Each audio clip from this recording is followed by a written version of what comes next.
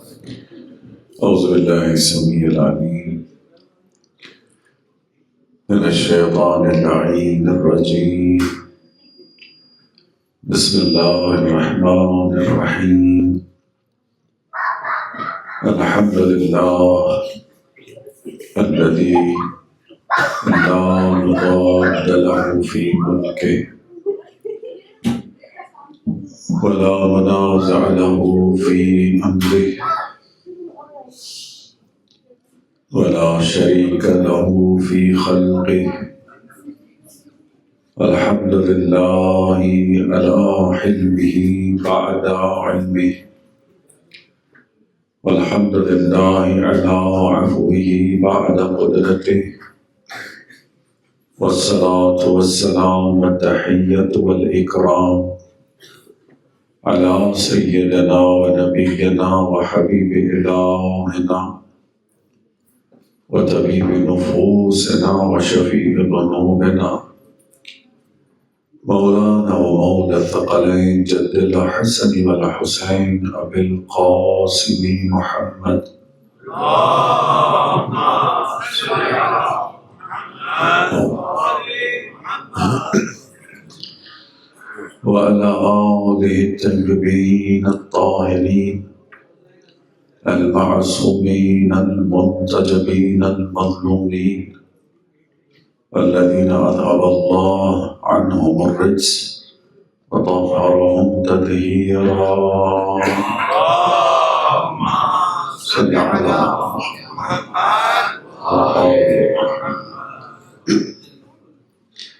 لا سيما الإمام الثاني عشر المهدي المنتظر، أرواحنا وأرواح العالمين لمقدمه الفداء، ولعنة الله على أعدائهم أجمعين. أما بعد، فقد قال الله سبحانه وتعالى في كتابه الكريم: بسم الله الرحمن الرحيم. يا أيها الذين آمنوا اتقوا الله وكونوا مع الصادقين. صلوات. اللهم صل على محمد وآل محمد. بارك الله. اللهم صل على محمد وآل محمد. ارشاد رب العزت ہے: یا ایھا الذین آمنوا، اے اہل ایمان، اے مومنوں، اتقوا اللہ، تقوی الہی اختیار کرو، وکونوا مع الصادقین، اور صادقین کے ساتھ، اہل بیت کے ساتھ رہو۔ اس آیت کا پہلا حصہ اہل ایمان کے بارے میں ہے۔ مومنین مخاطب ہیں، اور آپ نے غور کیا ہوگا کہ جب وہ مومنین کو مخاطب قرار دیتا ہے تو قل نہیں کہتا۔ انسان کے لیے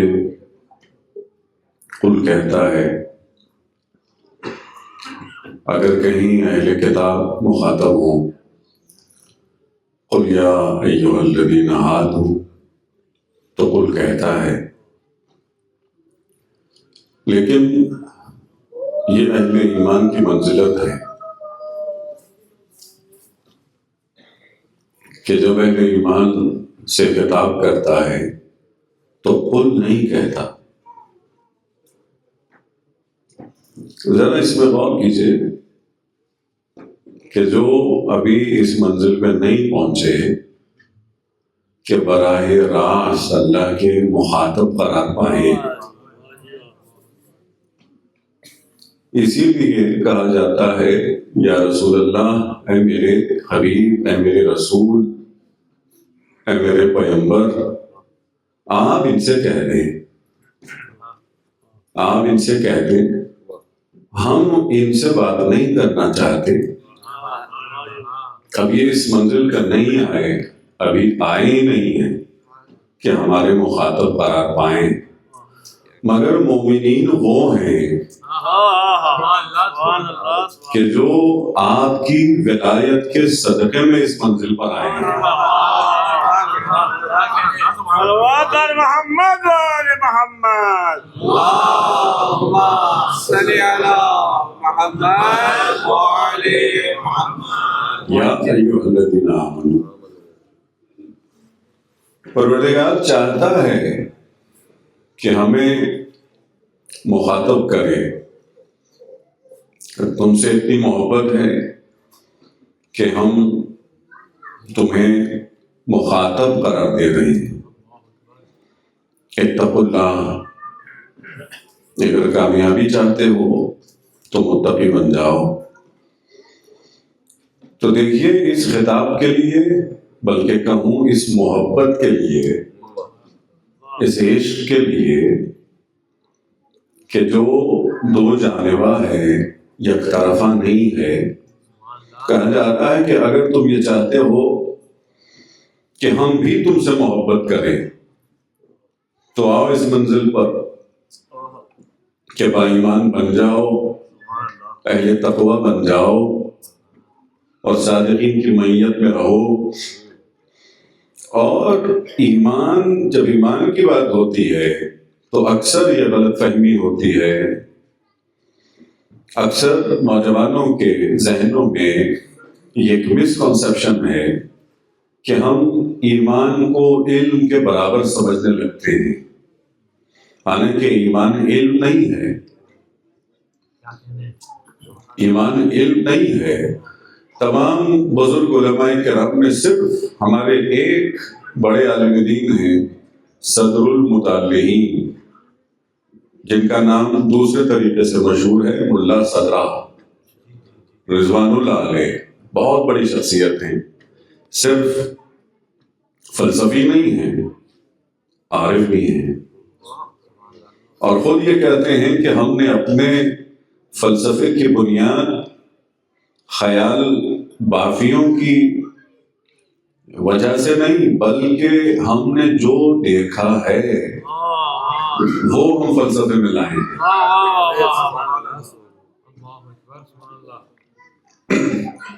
یہ کہتے ہیں، صرف ان کا یہ نظریہ ہے کہ ایمان علم ہے،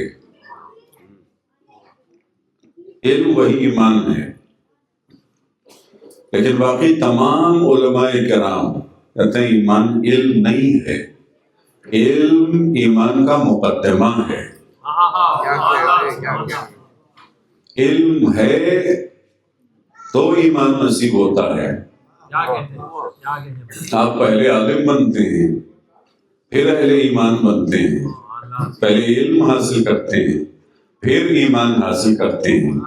علم کا تعلق حواس خمسہ سے ہو سکتا ہے، علم کا تعلق ذہن سے ہو سکتا ہے، علم کا تعلق عقل سے ہو سکتا ہے، لیکن ایمان کا تعلق قلب سے ہے۔ ایمان کا تعلق قلب سے ہے، ایمان کا تعلق دل سے ہے، جس طرح محبت کا تعلق دل سے ہے، اور یہ ایمان محبت سے جدا نہیں ہے۔ جس سے محبت ہوتی ہے اسی پہ ایمان لایا جاتا ہے۔ جب محبت شدید ہو جائے تو پھر ہم اس محبت کو ایمان کہتے ہیں۔ علامہ طباطبائی نے بھی یہی کہا، محمد حسین طباطبائی رضوان اللہ علیہ کی بات ہو گئی ہے تفسیر المیزان میں بہت ساری آیات کا خلاصہ دو لفظوں میں پیش کر رہا ہوں۔ وہ کہتے ہیں ایمان قلبی تصدیق کا نام ہے۔ جب قلب تصدیق کرے کہ کوئی ہے تو سمجھ جاؤ کہ تم مومن ہو۔ لہذا یہاں صرف سمجھنے کی بات نہیں ہے، یہاں سمجھنے کی بات نہیں ہے، یہاں محسوس کرنے کی بات ہو رہی ہے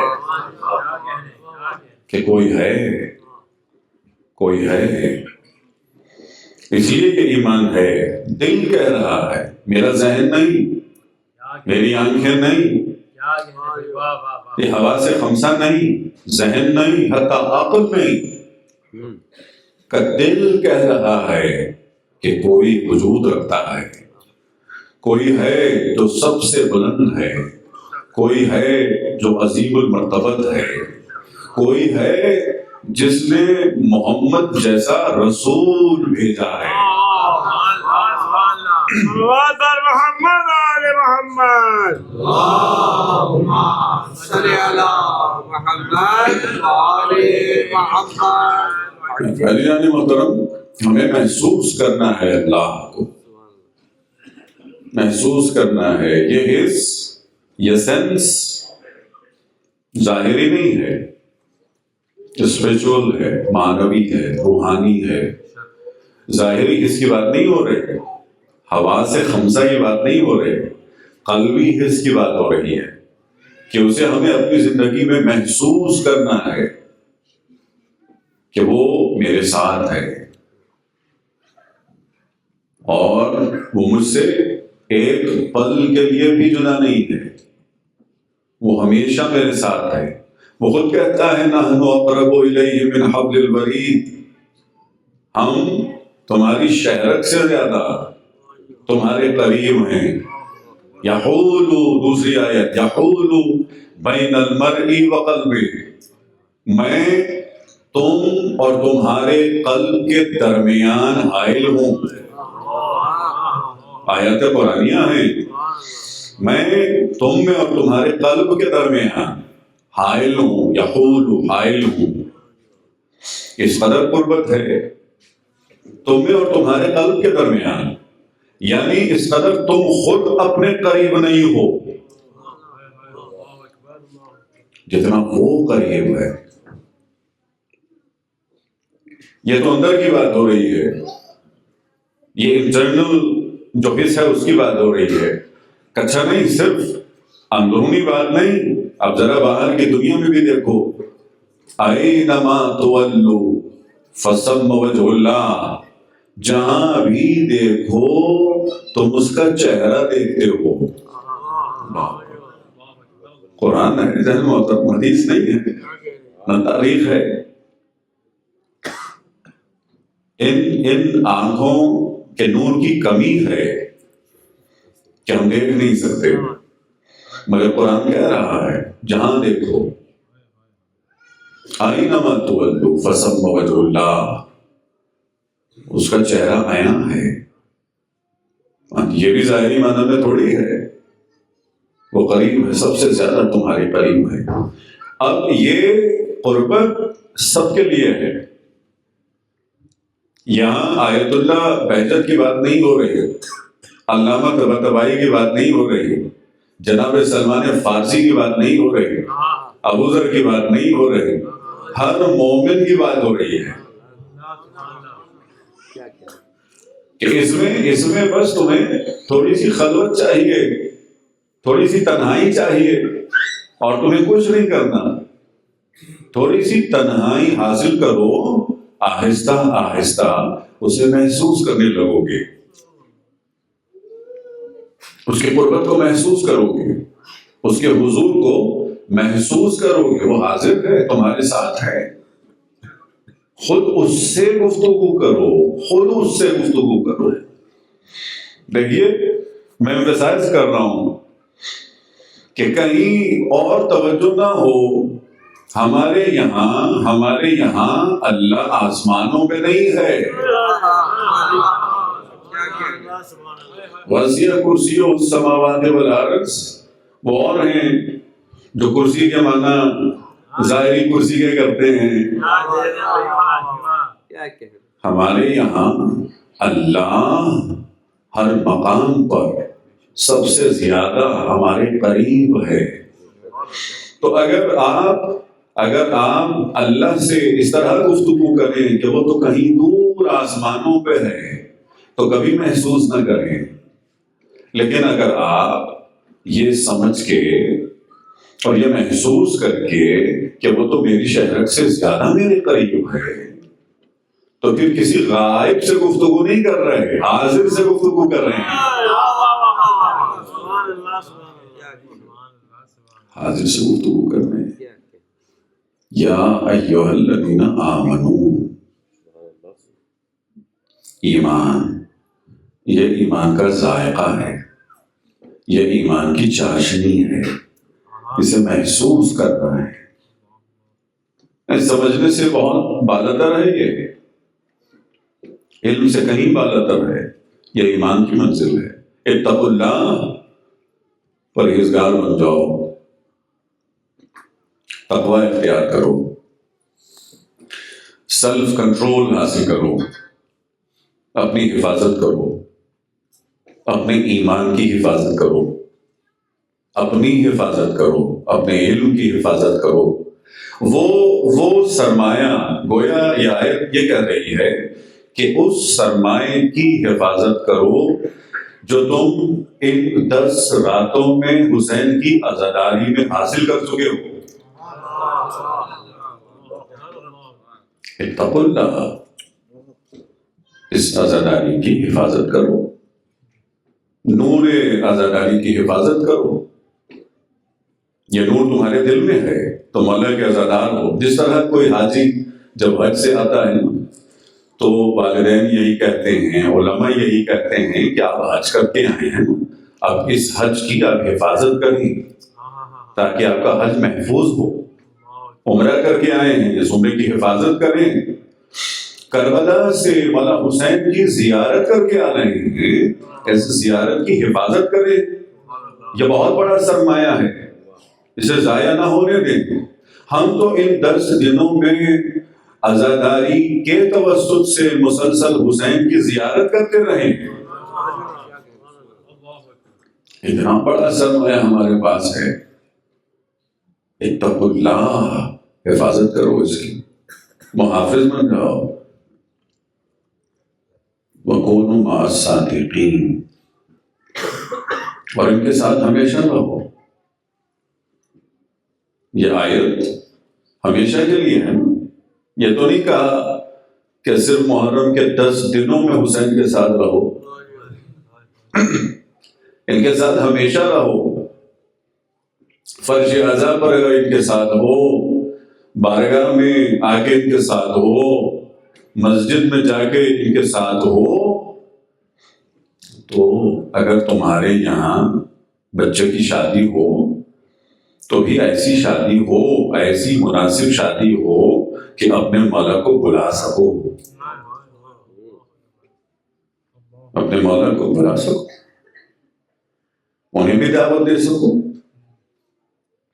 کونوا مع الصادقین، ہمیشہ رہو نا ان کے ساتھ، گھر میں بھی رہو تو ہمیشہ ان کے ساتھ رہو۔ یونیورسٹی جا رہے ہو تو اس طرح سے پڑھو کہ ان کے ساتھ رہو۔ جاب پہ جا رہے ہو تو ہمیشہ ان کے ساتھ رہو۔ کہیں کوئی ایسا کام نہ ہو کہ ہم میں اور ان میں جدائی آ جائے۔ وَكُونُوا مَعَ الصَّادِقِينَ، اب یہ جو لفظ ہے نا مع، یہ قرآن کریم میں بہت سارے مقامات پہ آیا ہے۔ ان میں سے ایک مقام یہ ہے وَاتَّبَعُوا النُّورَ الَّذِي أُنزِلَ مَعَهُ، اس نور کی پیروی کرو جو رسول اللہ کے ساتھ نازل ہوا ہے۔ اس نور کی پیروی کرو، نور کی بات ہو رہی ہے نا۔ سورہ مائدہ میں اعلان ہوا قد جاءکم من اللہ نور و کتاب مبین، کہ بے شک یقیناً اللہ کی طرف سے ایک نور آیا ہے، ایک کتاب آئی۔ اس طرح سے میں نے رک کے ترجمہ کیا ہے نا، آپ سمجھ گئے۔ لیکن ہمارے برادران اس طرح ترجمہ نہیں کرتے، وہ کہتے ہیں نور وہی کتاب ہے، نور وہی کتاب ہے۔ اگر نور وہی کتاب ہے تو پھر الگ الگ ذکر کرنے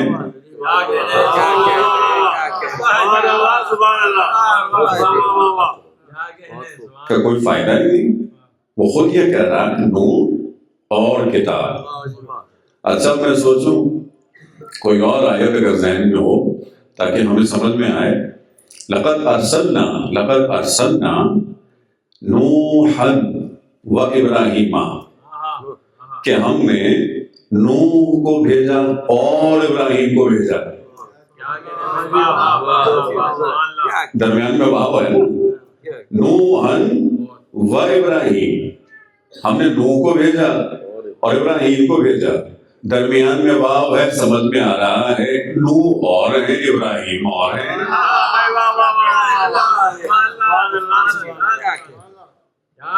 لقد جاءکم،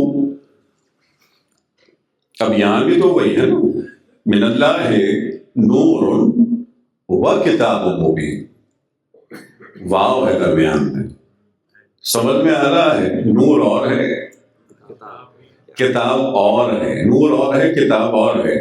اور عجیب منزل ہے اس میں بھی دیکھیے کہ لقد ارسلنا نوحا و ابراہیم، واو سے پہلے نوح ہے پھر ابراہیم ہے. ترتیب کا بھی خیال رکھا جا رہا ہے کہ پہلے نوح آئے تھے پھر ابراہیم آئے تھے. پہلے نوح آئے تھے، یہ حفظ مراتب ہے نا، پہلے نوح آئے تھے پھر ابراہیم آئے تھے. یہاں بھی وہی ہے، جاءکم من اللہ نور و کتاب مبین، کہ یہ نور پہلے آیا تھا.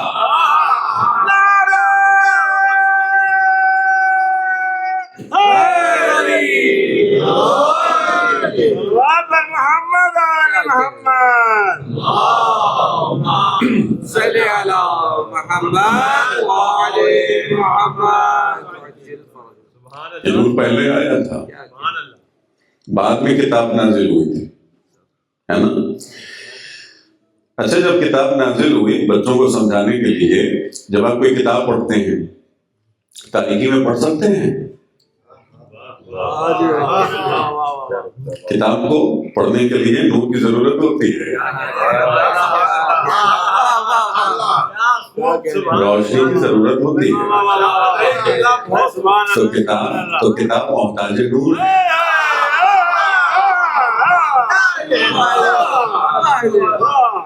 کتاب محتاج نور ہے نا، لیکن نور کو کتاب کی ضرورت نہیں ہوتی. نور کو کتاب کی ضرورت نہیں ہوتی. ابھی پھر وہی ترتیب لائیے کہ پہلے نور آیا، کتاب تو نازل بھی نہیں ہوئی تھی، لیکن نور پھر بھی اپنا کام کر رہا تھا، مسلسل لوگوں کو روشنی بانٹ رہا تھا.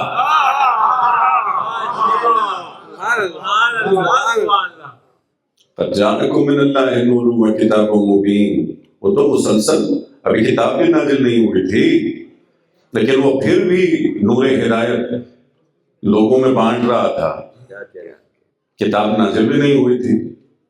تو یہ جو نزول کتاب ہے، یہ نزول کتاب ہے، یہ امت مصطفیٰ کے لیے ہے، مصطفیٰ کے لیے نہیں ہے. وہ تو مقام وحدت پر ہیں، وہ تو صاحب کتاب ہیں، وہ تو وارث کتاب ہیں. قد جاءکم من اللہ نور و کتاب مبین. اب آئیے پھر اس آیت کی طرف، ماں سے جو ہم نے استفادہ کیا نا، یہ تو بات ہو گئی یہاں پر. اب آپ سمجھ گئے کہ نور سے کیا مراد. پھر کہا واتبعوا النور الذی انزل معہ، اس نور کی پیروی کرو کہ جو رسول اللہ کے ساتھ نازل ہوا. رسول اللہ کے ساتھ نازل ہوا، رسول اللہ کے ساتھ نازل ہوا، رسول اللہ کے بعد نازل نہیں ہوا. اللہ اکبر، نور کی بات ہو رہی ہے. واتبعوا النور الذی، اس نور کی پیروی کرو، اتباع کرو کہ جو رسول اللہ کے ساتھ نازل ہوا. اب پھر وہیں ترجمہ کیا جاتا ہے، بریکٹ میں لکھ دیا جاتا ہے قرآن نازل ہوا، رسول اللہ کے ساتھ نازل ہوا. آپ خود ہی کہتے ہیں قرآن تو بعد میں نازل ہوا ہے. قرآن ساتھ میں تو نازل نہیں ہوا، قرآن تو بعد میں نازل ہوا ہے. تو وَاتَّبَعُوا النُّورَ الَّذِي أُنزِلَ مَعَهُ، رسول اللہ کے ساتھ نازل ہوا، اس نور کی پیروی کرو. معه ساتھ نازل ہوا. حالانکہ قرآن کیا ہے؟ هو الذی کس طرح نازل ہوا؟ هو الذی انزل الکتاب علیک، علیک ادھر ہے معه، ادھر ہے علیک، کہ اس کتاب کا میں بھیجنے والا ہوں جو آپ کے ساتھ نہیں، آپ پر نازل ہوا. صلوات محمد آل محمد. اللهم صل على محمد وآل محمد. قرآن گفتگو تو پسند کرتے ہیں نا. قرآن کے بھی اس میں فضائل ہیں، اہل بیت کے بھی فضائل ہیں. هو الذی انزل علیک الکتاب، وہ اپنی ذات کے بارے میں کہہ رہا ہے کہ میں وہ ہوں جس نے اس کتاب کو نازل کیا ہے. اللہ اکبر. وہ ہر مقام پر اپنا قصیدہ نہیں پڑھتا. یا تو یہ وہ مقام ہے کہ جہاں وہ کہتا ہے تبارک اللہ احسن الخالقین، کہ جب اس نے علی جیسا گوہر بنایا تو اس نے اپنا قصیدہ پڑھا، اور اب پھر کہہ رہا ہے کہ میں وہ ہوں جس نے قرآن کو نازل کیا. قرآن ایسی کتاب ہے کہ وہ اپنا قصیدہ پڑھ رہا ہے، اور تکبر اور کبریائی تو ہے ہی اس کے لیے. وہ اترا کر کہہ رہا ہے کہ میں نے قرآن کو نازل کیا ہے.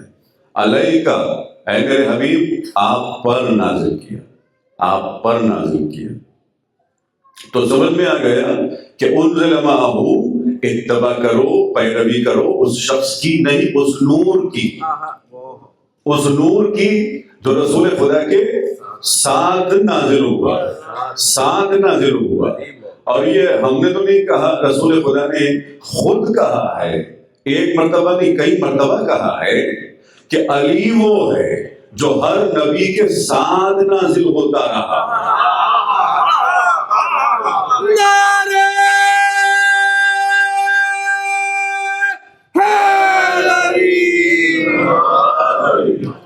جو ہر نبی کے ساتھ نازل ہوتا رہا، آدم کے ساتھ بھی رہا، نوح کے ساتھ بھی رہا، ابراہیم کے ساتھ بھی رہا، موسیٰ کے ساتھ بھی رہا. لیکن مجھ میں اور ان میں فرق یہ ہے کہ ان کے ساتھ غائب تھے، علی میرے ساتھ ظاہر ہو گئے.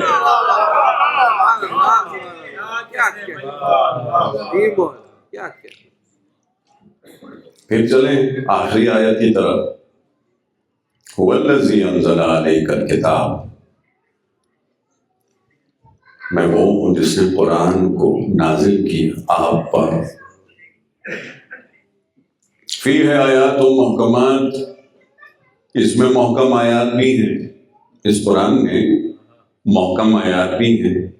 وَهُنَّ أُمُّ الْكِتَابِ، یہی آیات، یہی محکم آیات ام الکتاب ہے. وَأُخَرُ مُتَشَابِهَاتٌ، اور اسی قرآن میں متشابہات بھی ہیں، محکمات بھی ہیں، متشابہات بھی ہیں. محکمات وہ ہیں جو آسانی سے سمجھ میں آ جائیں، متشابہات جو آیات ہیں وہ سمجھ میں نہیں آتی. تو پروردگار، اب یہ حدیث کی روشنی میں عرض کر رہا ہوں کہ پروردگار جب قرآن کو تو نے نازل کیا تو سب محکمات میں نازل کرتا، متشابہات کی ضرورت کیا تھی؟ تو وہ ضرور کہے گا کہ متشابہات کو میں نے اس لیے نازل کیا تاکہ دنیا ہمیشہ علی کی محتاج رہے،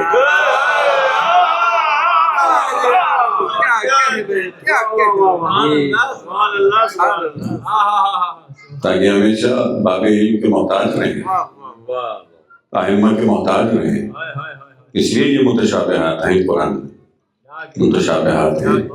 یہ میں نے تو نہیں کہا، یہ پلٹ کے آگے پڑھیے اسی آیت میں. وَمَا يَعْلَمُ تَأْوِيلَهُ، اور کوئی اس کی تعویل کو نہیں سمجھتا الا اللہ، یا تو وہ خود سمجھتا ہے یا والراسخون فی العلم،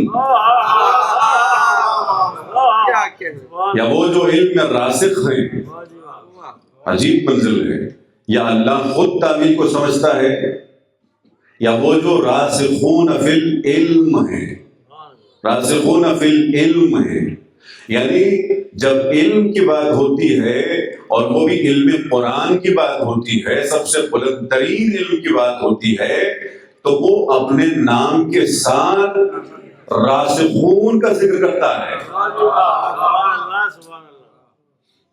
راسخون فی العلم کوئی بھی نہیں جانتا، لیکن یہ جانتے ہیں، یہ جانتے ہیں۔ اچھا پہلے راسخون کو سمجھتے ہیں۔ راسخ وہ جیسے تسلط ہو، رسوخ سے ہے، جیسے تسلط ہو، جو غالب ہو، جو غالب علی کل غالب ہو، جو غالب علی، قافیہ بھی مان لیجیے، جو غالب علی کل غالب ہو، نام اس کا علی ابن ابی طالب ہو۔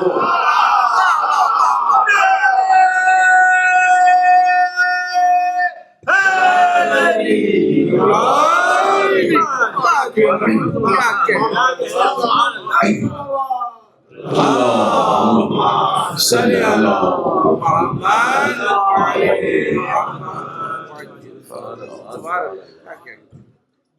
لا یعلم تأویلہ، کہ اس کی تعویل کوئی نہیں جانتا۔ ترجمے کی بات نہیں ہو رہی، ترجمے کی بات نہیں ہو رہی۔ یہ بھی نہیں کہا لا یعلم تفسیرہ، تفسیر کی بات نہیں ہو رہی۔ تو عزیزان محترم، ہمیں احتیاط سے کچھ بولنا چاہیے، ہمیں بھی، ہمارے شعراء کو بھی، کہ ہم اہل بیت کو ترجمان قرآن نہ کہیں، مترجم قرآن نہ کہیں، مترجم نہ کہیں، مفسر نہ کہیں، بلکہ آیت تو یہ کہہ رہی ہے لا یعلم تأویلہ، کوئی اس کی تعویل کو نہیں جانتا۔ ترجمہ کیا ہے؟ ایک زبان سے دوسرے زبان میں الفاظ بدل دو، وہ ترجمہ ہے۔ تفسیر کیا ہے؟ کہ اگر قرآن کو سمجھنا چاہتے ہو تو ہائپوتھیسز میں، احتمالات میں، پاسبلٹیز میں آپ کہتے ہیں، مفسر تو وہی ہے نا، شاید یہ معنی ہو، شاید وہ معنی ہو، مگر تعویل یہ ہے کہ علی احتمالات میں بات نہیں کرتا، علی پاسبلٹیز کی بات نہیں کرتا۔ مولا کہتے ہیں کہ ہم حقیقت قرآن کو جانتے ہیں۔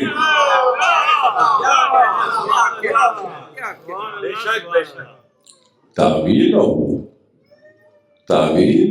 حقیقت قرآن ہے، حقیقت قرآن۔ اور جب کہ قرآن کی بات ہو رہی ہے تو ایک آیت سے استفادہ کروں۔ جب اس قدر عظیم المرتبت کتاب ہے تو چلیے آئیے اب اتنی تمام بڑی بڑی آیتوں میں سے ایک آیت کا انتخاب کرتے ہیں، اور وہ بھی خصوصاً نوجوانوں کے لیے، اور نوجوانوں کے لیے اور جوانوں کے لیے۔ اب بزرگ حضرات یہ نہ سمجھیں کہ ہم جوان نہیں ہیں، اس فرش ازا پر آنے والا ہر شخص جوان ہے، سب جوان ہیں، اس لیے کہ ہم لاپتہ کے ماننے والے ہیں، لاپتہ کے ماننے والے ہیں۔ اور میں ایک شعر پیش کرنے جا رہا تھا لیکن میں رک گیا۔ احتیاط ضروری ہے۔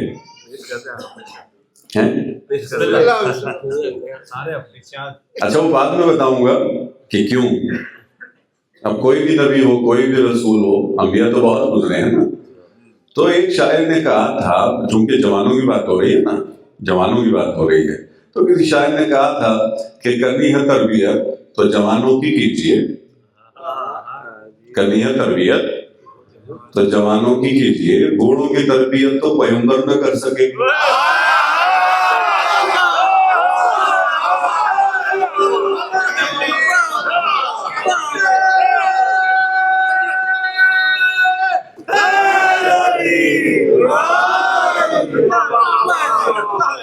انبیاء تو بہت ہیں نا، کیا کہہ رہے ہیں؟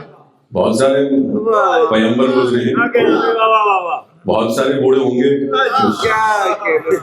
ہے نا، میں یاد کر کے کہہ رہا ہوں۔ سلامت رہے، بہت لیکن آپ سمجھ گئے ہیں، آپ سمجھ گئے ہیں، اسی لیے تو اتنے خوش ہیں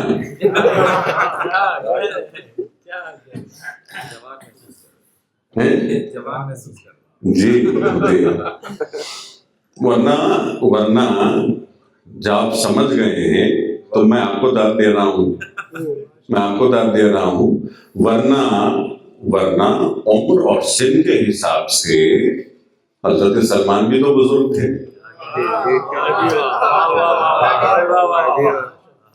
سلمان کی تربیت کس نے کی ہے؟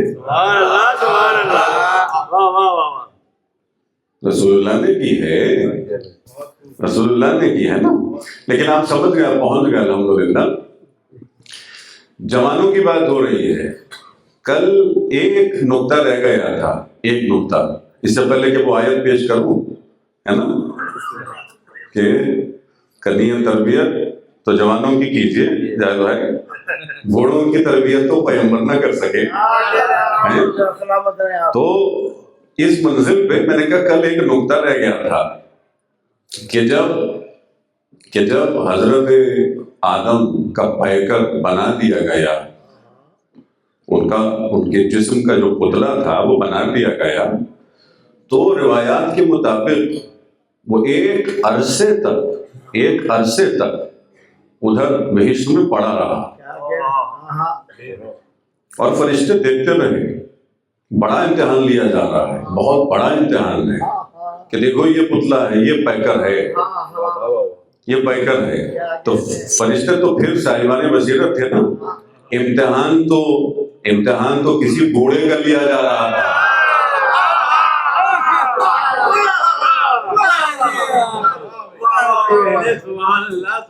کوئی تھا نا، ہے نا۔ جب حضرت آدم کی خلقت ہوئی، روایات یہ کہتی ہیں جب خلقت ہوئی نا تو جوان تھے، خوب رو جوان، اور جس نے سجدہ نہیں کیا وہ بوڑھا ہو چکا تھا۔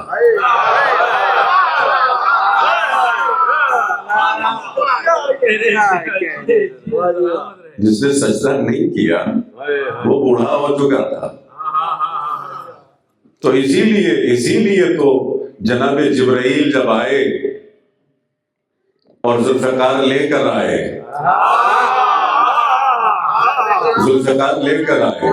تو وہ منظر تو سامنے تھا نا۔ صرف کہتے تھے ذوالفقار کی طرح کی کوئی تلوار نہیں ہے، نہیں، مکمل کر کے کہا لا فتح الا علی۔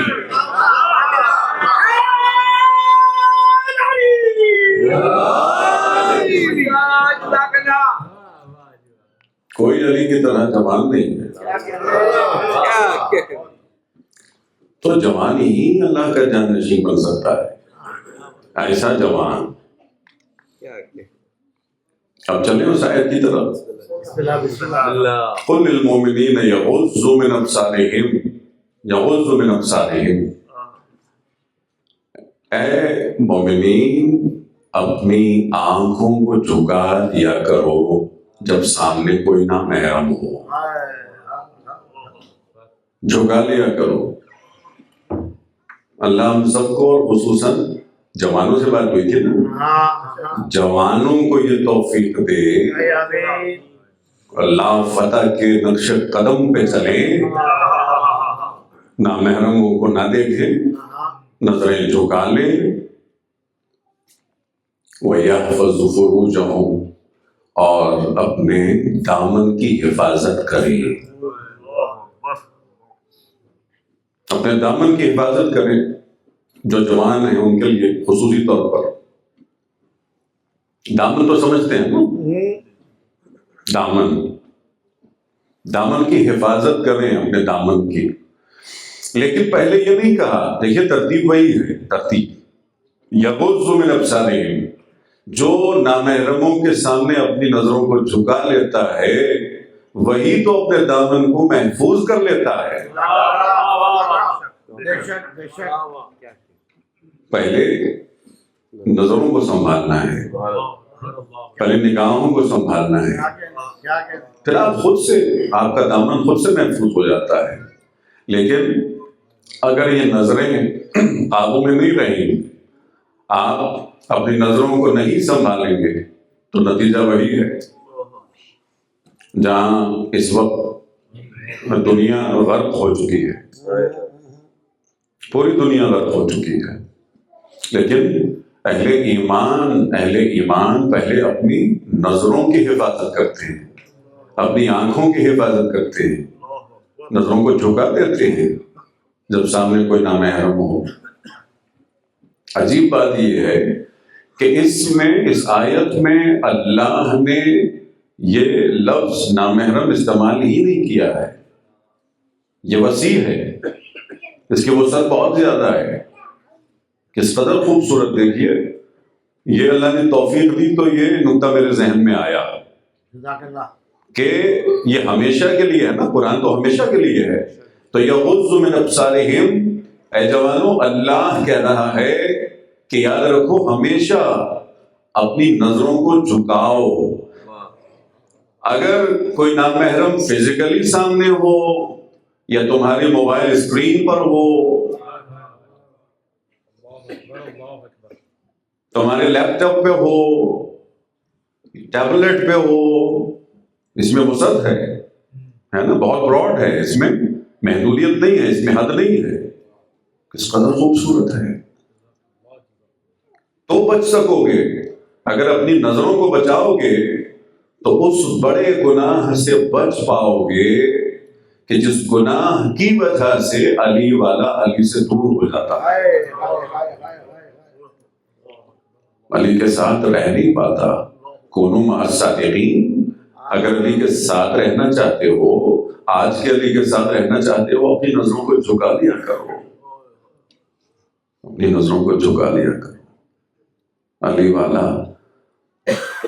اپنی نظریں جھکا دیتا ہے، بڑا باادب ہوتا ہے، ہر کسی کی ناموس کا خیال رکھتا ہے۔ اسی لیے مولا کہتے ہیں کہ صرف غیرت مند وہ نہیں ہے جو اپنی عزت کا خیال کرے، اپنی غیرت کا خیال کرے، اپنی ناموس کا خیال کرے۔ غیرت مند تو وہ ہے جو اپنی ناموس کے ساتھ دوسروں کی ناموس کا بھی خیال کرے۔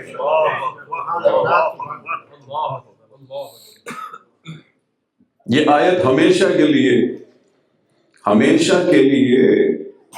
اس قدر مفید ہے کہ یقین جانیے جو شخص اس آیت پہ عمل کرے وہ حور بن سکتا ہے۔ اس پہ ذرہ برابر شک نہ کریں، وہ حور بن سکتا ہے، وہ سلمان بن سکتا ہے، وہ ابوذر بن سکتا ہے۔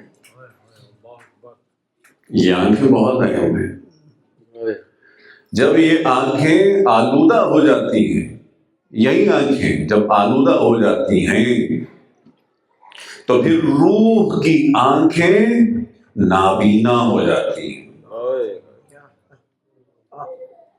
ان آنکھوں کی وجہ سے ہماری روح نابینا ہے، ہم عالم نور کو دیکھ نہیں سکتے، ہم عالم غیب کو نہیں دیکھ سکتے، ہم فرشتوں کو نہیں دیکھ سکتے، ہم مرحومین سے ملاقات نہیں کر سکتے۔ اچھا، پوری دنیا ایک طرف، عالم غیب پورا ایک طرف، سب سے افسوس تو یہاں ہوتا ہے کہ ہم مولا حسین کو نہیں دیکھ سکتے۔ زیارت کے معنی تو یہی ہے کہ ملاقات کرو اپنے امام سے۔ ایک مرتبہ صلوات پڑھیں محمد والے محمد۔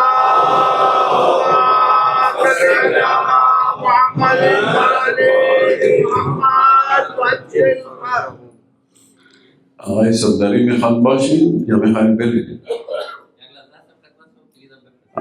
صدری صاحب آ گئے ہیں۔ برائے جوجے امام زمان ابراہیم سے ابراہیم حیدری صلوات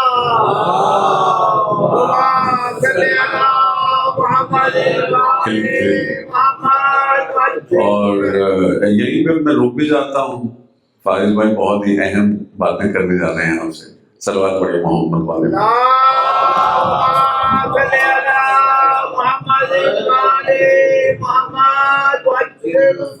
السلام علیکم. چند معذورات ہیں. سب سے پہلے تو میں ائمہ کی جانب سے جتنے مومنین یہاں موجود ہیں اور جو مومنین سن رہے ہیں ان سب کی جانب سے مولانا جوسن صاحب کا تحریر سے مشکور ہوں کہ انہوں نے قیمتی وقت میں ٹائم دیا اور اپنے علم سے مستفید کیا. شکریہ. آقا کی صحت و سلامتی کے لیے بلند تر صلوات.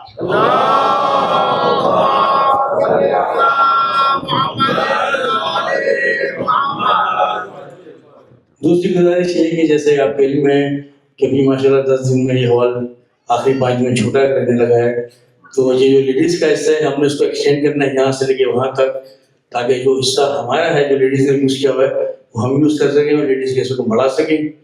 پلس یہ کہ ٹوائلٹ یہاں پر صرف ایک ہے, تو 2 ٹوائلٹ جینٹس میں 2 ٹوائلٹ کی لیڈیز میں ضرورت ہے. تو یہ سب کے لیے خطیر رقم کی ضرورت ہے, تقریباً 60 سے 70 ہزار. تو جو مخیر مومنین ہیں ان سے گزارش ہے کہ وہ اس سلسلے میں تعاون کریں. تیسری گزارش ہے کہ 2 ہفتے کے بعد اس کا رینٹ اسٹارٹ ہو جائے گا, جس کی تقریباً کرایہ $1500 ویک کا ہے. تو جو مومن اگر خطیر رقم نہیں دے سکتے وہ اس سلسلے میں تعاون کریں. کوئی $25 ویک کا, $50 ویک کا, جو بھی اپنے مناسب کو سمجھ سکتے ہیں وہ اس سلسلے میں ڈائریکٹ ڈیبٹ سے ہم سے رابطہ کریں. تو 1500 ویک کا ہے. ٹھیک, 1500 ویک کا. اچھا, چوتھی گزارش یہ کہ کچھ مومن ڈونیشن دیتے ہیں اور اس کے آگے وہ دیتے ہیں صدقہ. تو وہ صدقہ تو ہمارے لیے مشکل ہے. اس کی ایکسپلینیشن انشاءاللہ میری جب بات کمپلیٹ ہو جائے گی تو آپ کو بتا دیں گے وہ اس سلسلے میں کیا کر سکتے ہیں وہ لوگ جو ہمیں صدقہ سمجھ کے دیتے ہیں. اور آخری گزارش ہے کہ جن میں والنٹیئرس ہیں اور خاص طور پر بچے ہیں جنہوں نے کام کیا اس سلسلے میں, ان سب کا شکریہ. خدا ان کی توفیقات کو اضافہ کرے اور ان کو اجر عطا کرے. صلوات پر محمد و آل محمد. یہ رینٹ ہے یا مورگیج ہے؟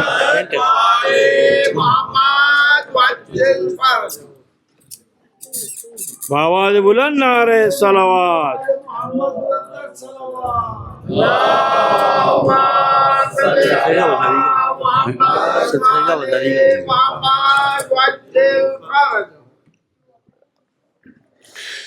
بارے صلوات بڑی محمد.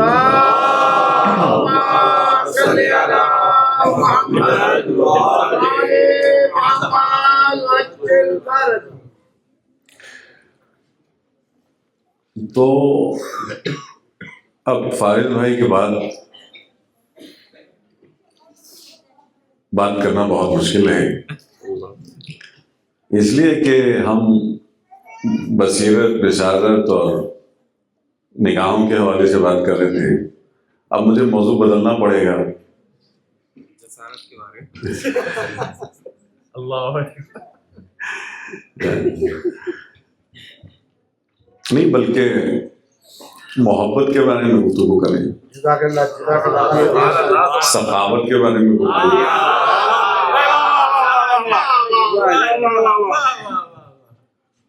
اور انفاق کے بارے میں گفتگو کریں, ایثار کے بارے میں گفتگو کریں. تو صرف ایک نقطے کی طرف اشارہ کروں گا کہ شہدائے کربلا نے اپنی جانوں کا نذرانہ پیش کیا ہے, اور ہم تو صرف مال دے کر اس فرش ازا کو ہمیشہ کے لیے آباد رکھ سکتے ہیں, جان نہیں مال دے کر. لہٰذا جس قدر انشاءاللہ آپ لوگ کوشش کریں دام نہیں درہم میں, لیکن جو جتنا دیتا ہے اللہ اسے کہیں زیادہ اسے عطا کرتا ہے, اس میں کوئی شک نہیں ہے. لیکن بہرحال یہ دنیا محدود ہے, محدود ہے یہ دنیا. کوئی کتنا مال حاصل کر لے گا اللہ سے, دنیا محدود ہے. وہ خود یہ کہتا ہے کہ جو نام حسین پر دیتا ہے ہم ادھر اسے عطا کریں گے. اور وہ عطا کریں گے کہ جس کی کوئی حد نہیں ہے۔ تو صدقہ امام زمانہ علیہ السلام کوشش کریں، نیت یہی کریں ہمیشہ جب صدقہ دیں تو صدقہ امام زمانہ نکالا کریں۔ اس کا ایک فائدہ یہ ہے کہ آپ ملکی سلامتی کے لیے صدقہ دیں گے۔ دوسرا فائدہ یہ ہے کہ یہ آپ کا صدقہ محدود نہیں ہو جائے گا، یہ بارگاہ، مسجد اور اسی طرح اور بھی جو امور ہیں ان کے لیے آپ استفادہ کر سکیں گے۔ بالکل بالکل جی، تو شرعی حوالے سے کوئی مسئلہ نہیں ہوگا۔ تو وہ حضرات جو دے بھی چکے ہیں وہ اپنی نیت کر لیں، نیت میں شامل کر لیں مولا امام زمانہ علیہ السلام کی سلامتی کو، اور صدقہ امام زمانہ کی نیت کر لیں تاکہ ان کے لیے بھی جی بالکل صلوات پر محمد والے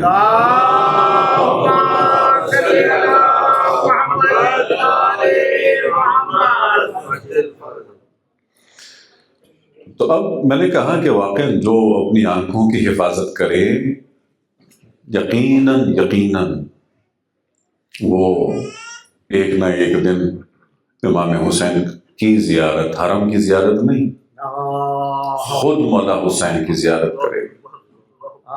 بس یہ آنکھیں پاک ہو جائیں، طاہر ہو جائیں اور پھر آلودہ نہ ہو۔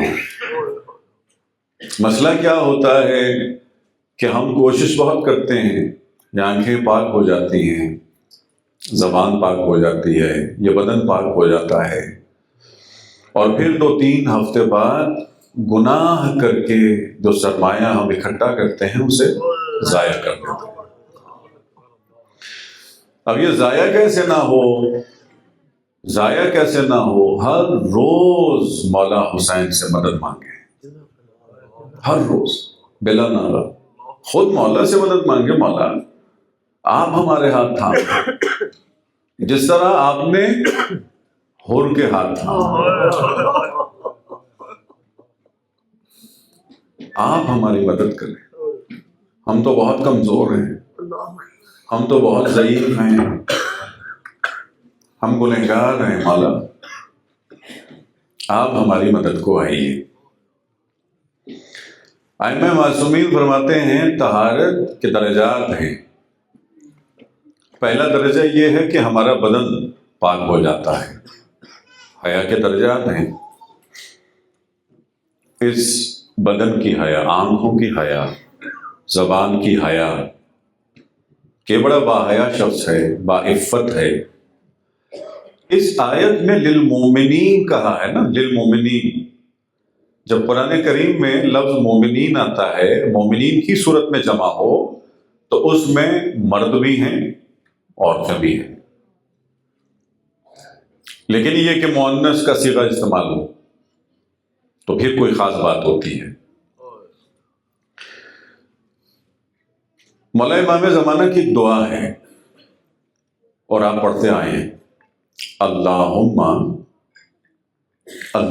ارزق توفیق الطاعہ وبعد اللہم ارزقنا توفیق الطاعہ۔ پروردگار ہمیں کیسا رزق چاہیے؟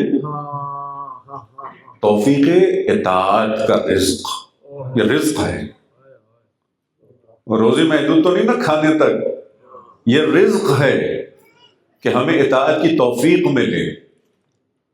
اچھا اطاعت کس طرح سے ہوگی؟ وبعد المعصیہ، اگر گناہ سے دور رہیں گے تو اطاعت ہوگی۔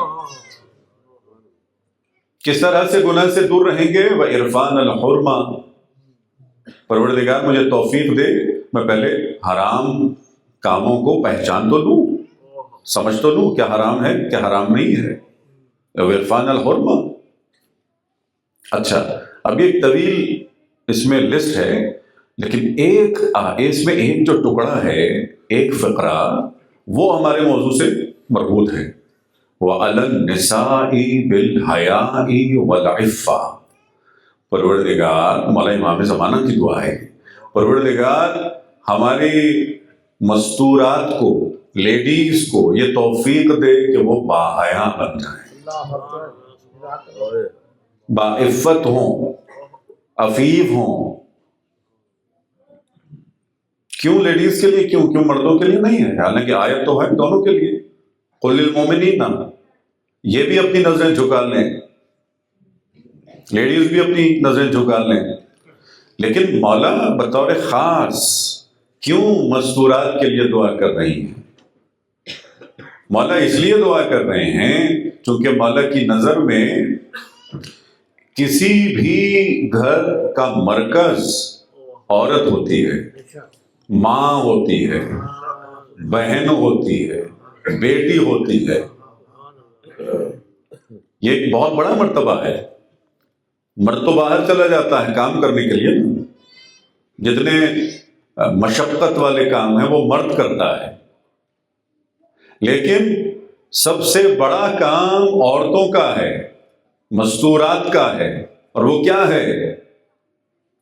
एक नस्ल की तरबियत, नस्ल की तरबियत है, बच्चों की तरबियत है। और किस कदर अहम काम है ये, किस कदर अहम काम है ये कि इस अहम काम के लिए अल्लाह ने अहले बैत को भेजा है। अहले बैत को भेजा, 1,24,000 अंबिया को भेजा। तो हमें देखिए, जो मैं अर्ज करने जा रहा हूं कि इस कदर ये बड़ा काम है कि मर्द के सुपुर्द नहीं किया,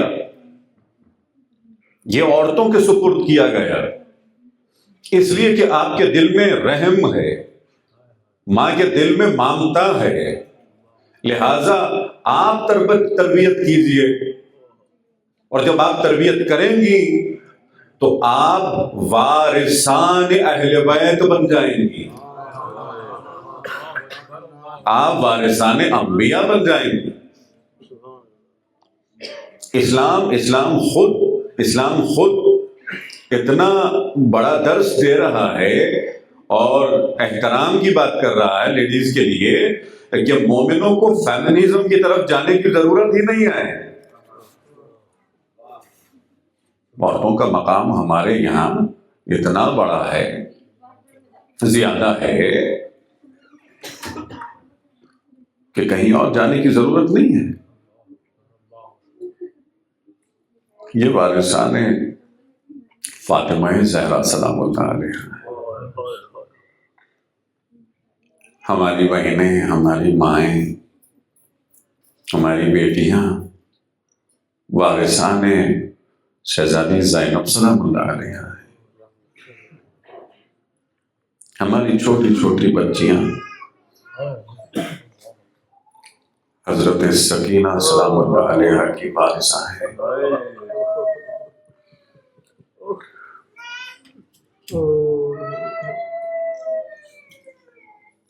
आज मैं दिल मेरा कर रहा है कि फारसी नहीं, उर्दू के एक नोए के चंद शार पेश करूं, हम गिरिया करें, पुरसा दें मौला इमाम हुसैन को, उनकी बच्ची का पुरसा दें।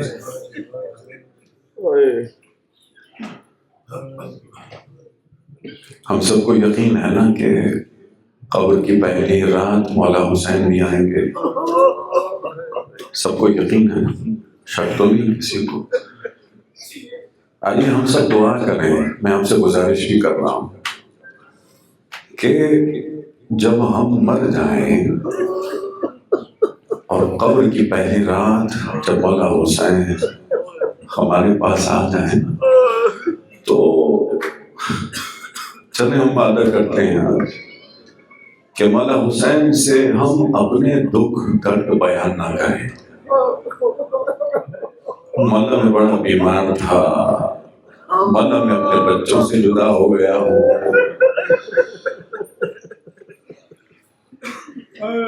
बल्कि कहें मौला हमें बड़ी तमन्ना थी कि हम आपको अली अकबर का पुरसा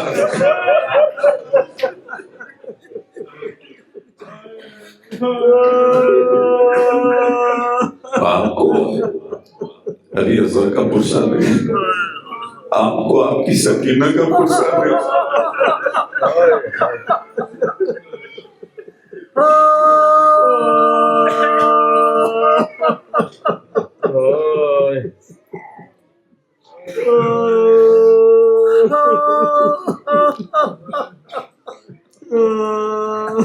زہرا جائیاں داسرا غازی،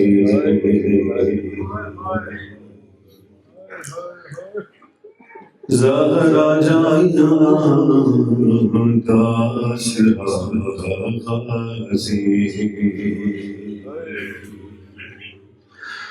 بنت زہرا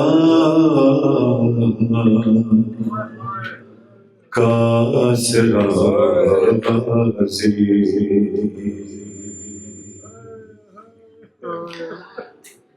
پانی مانگا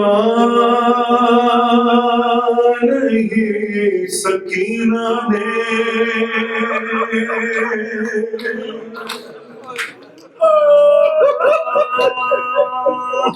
پانی مانگا نہیں سکینہ نے، جب سے بازو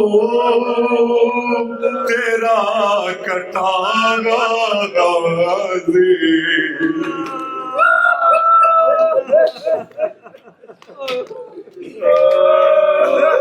بنت زہرا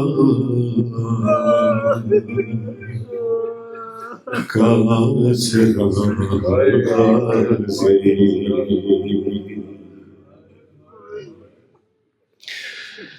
کھا کے غش گر گیا حسین وہاں،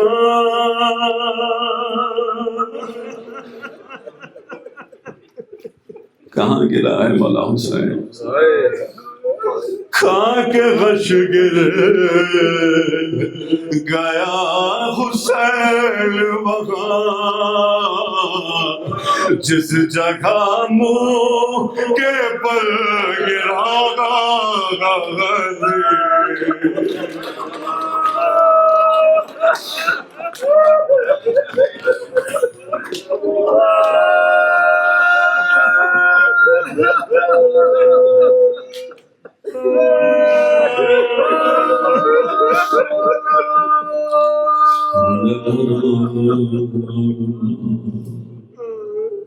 شب عاشور میں نے ایک روایت پیش کی، سلمان بھائی کی ایک روایت میں نے پیش کی، مولا حسین 3 مقامات پہ بے ہوش ہو گئے، جب قاسم کو گلے لگایا اتنا روئے بے ہوش ہو گئے، اور جب عباس کو دیکھا گھوڑے سے گر رہے تھے بے ہوش ہو گئے،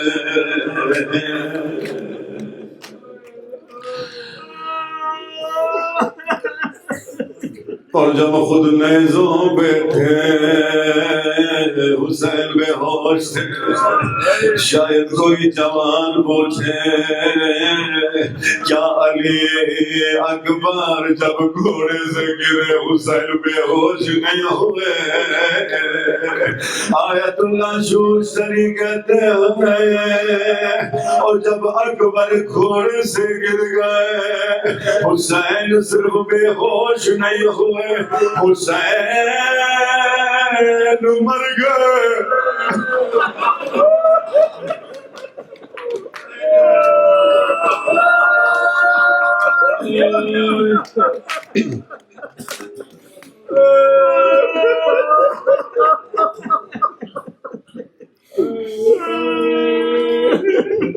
مولا حسین کی اس وقت کہتے ہیں موت واقعہ ہوئی، آیت اللہ شوشتری کہتے ہیں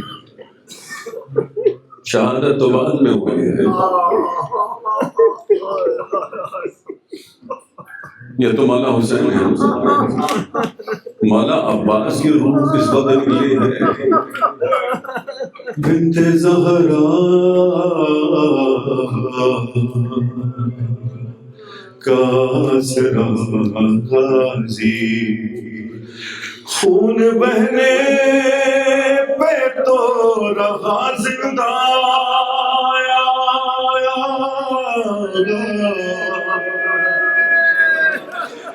خون بہنے پہ تو رہا زندہ پانی بہنے پہ مر گیا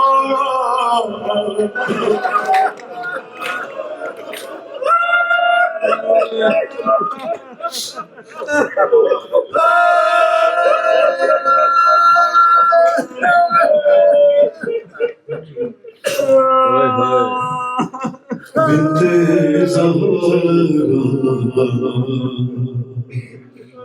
کاسرا غازی. ابھی مجھے پہنچنا ہے 11-12 محرم تک مجھے پہنچنا ہے ابھی. بس ایک اور سن لیجیے پھر ہم چلتے ہیں آج کے مسائل کی طرف. شام غریبہ طرح چلتے ہیں. اپنی چادر بچاؤ خود بھی اپنی چادر بچاؤ خود بھی مر گیا حامی رضا غازی.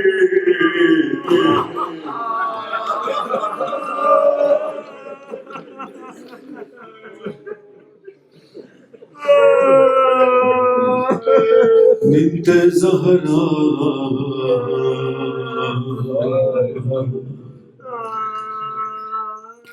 کاسرا غازی. آج بھی ملتے حسین رو دیا آج بھی ملتے حسین رو دیے ہاتھ میرے قید بچ ہاتھ میرے قید تو چھڑا غازی.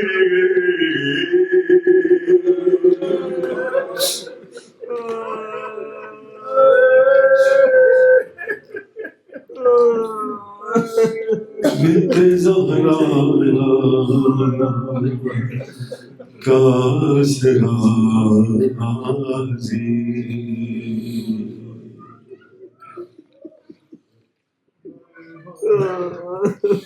علماء کہتے ہیں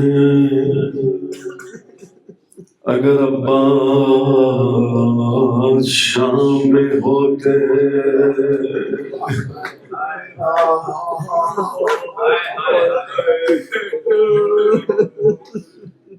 اگر بازار شام میں عباس ہوتے اگر دربار شام میں عباس ہوتے اسی وقت عباس مر جاتے. ہائے سجاد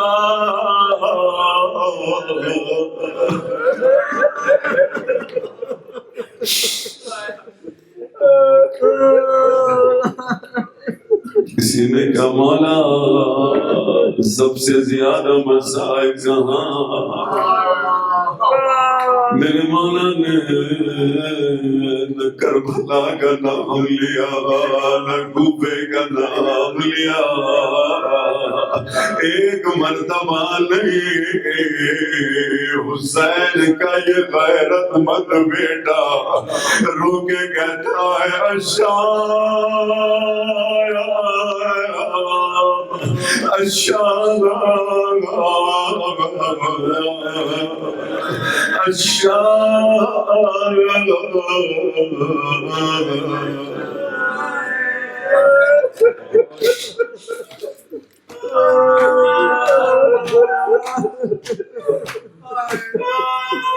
مولا ایک مرتبہ آپ شام کہہ دیتے کافی ہوتا، مگر میرا دل کیا کہتا ہے شاید ایک مرتبہ شام کہایا تو بازار شام کی وجہ سے، دوسری مرتبہ دربار شام کی خاطر، اور تیسری مرتبہ زندان شام۔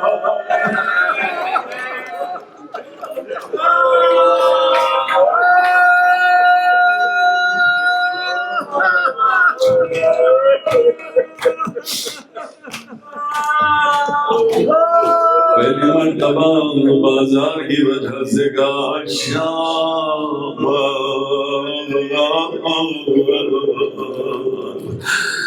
جو مومنین شام گئے ہیں جہاں بازار ہے اور جہاں سے علی کی بیٹیوں کو گزارا گیا،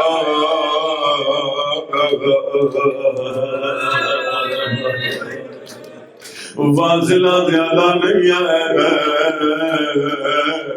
مگر اتنے نامحرم تھے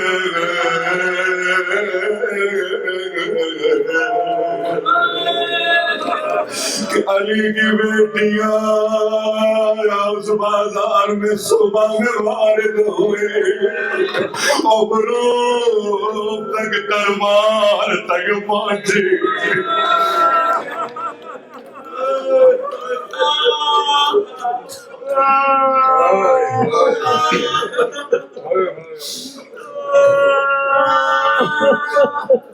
زندان شام کی وجہ سے بھی شام کہا، یہ مدینے میں کہا تھا، یعنی اب بھی سید سجاد اس بچی کو روتے تھے جو زندان میں بابا کی جدائی میں مر گئے۔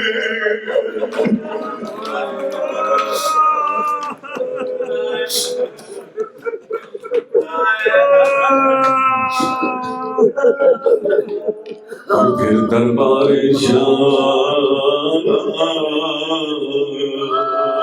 دربار شام کی وجہ سے شام کہا، وہ بیویاں کون جنہیں کبھی سورج نے نہیں دیکھا، وہ بیویاں جب اپنے نانا کی زیارت کے لیے جاتی تھی، رات کے اندھیرے میں جاتی تھی، ساتھ ساتھ علی بھی ہے، حسن و حسین بھی ہے، مگر ہائے آج علی کی بیٹیاں شرابیوں کے دربار میں جانے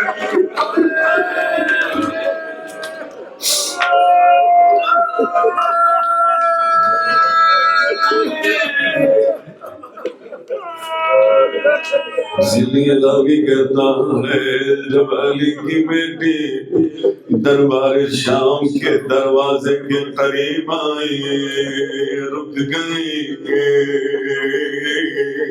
وہ زینب جو کربلا کے مصائب دیکھ کے آئی ہے، کوفے کے بازار کے مصائب، شام کے بازار کے مصائب، مگر دربار شام پہ آگے رک گئی ہے۔ ایک مرتبہ نے جب کا رک گیا، بابا مشکل کشا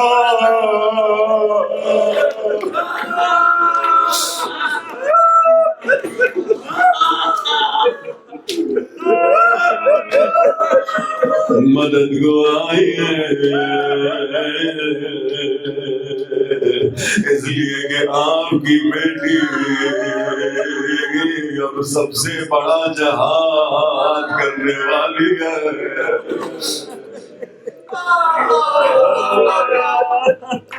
میں نے مختصر کیا قافلہ دربار میں داخل ہوا.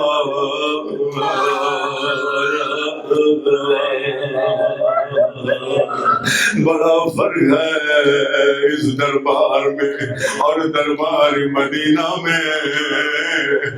زینب کی اماں زہرا بھی دربار میں گئی تھی.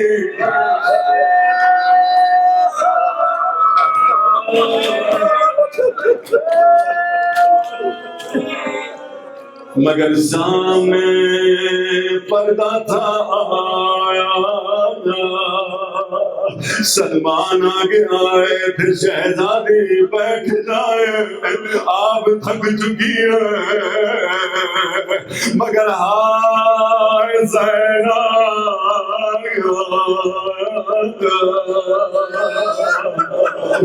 پردہ نہیں ہے.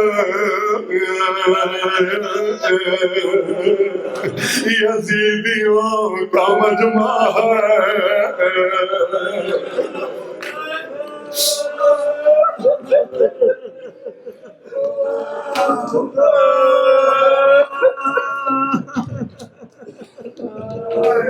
ادھر بھی بس آخری جملہ سن لو. آخری جملہ ادھر بھی جب زینب کی نظر عباس کے سر پہ پڑی تو عباس کو یاد کیا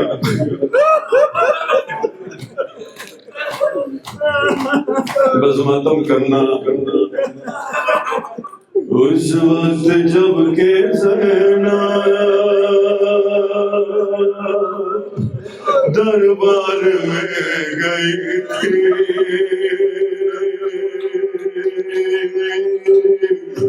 قاری نمازیوں سے محفل سجی ہوئی تھی.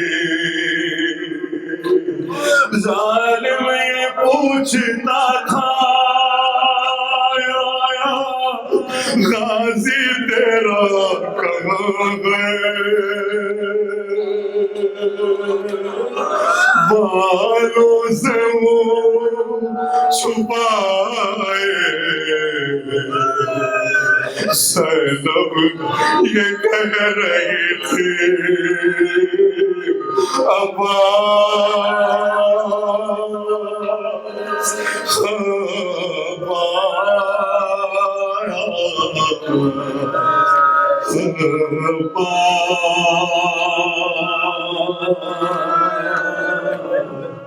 عباس عباس